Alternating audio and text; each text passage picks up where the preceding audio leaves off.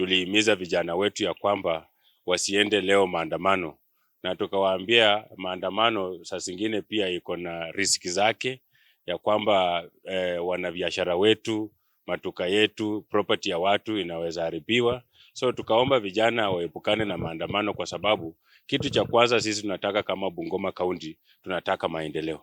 Na tumeona Mheshimiwa Lusaka, hata ukiangalia hii budget ambayo wamepitisha juzi, ameweka 77 million ambavyo iko kwa youth and sports, meaning that ako na mipango mizuri ya vijana. So tunashukuru vijana wa Bungoma ambapo wamesikia mwito, na hao kazi yao wako kwa development. Hao wanataka vitu ambavyo vinawasaidia, vitu ambavyo vinajenga empowerment ya vijana, talent nurturing ya vijana, na biashara ndogo ndogo kwa vijana. Then tulikuwa tumeongea na wana biashara wakaomba vijana ya kwamba wasifurugu biashara yao. So najua tukiwa na maandamano, cha kwanza tutakosa biashara, cha pili watu wetu watasumbukana, cha tatu maduka watu watakufa, watu watakuwa na injury, watu wengine watashikwa, vitu ambavyo hatutaki.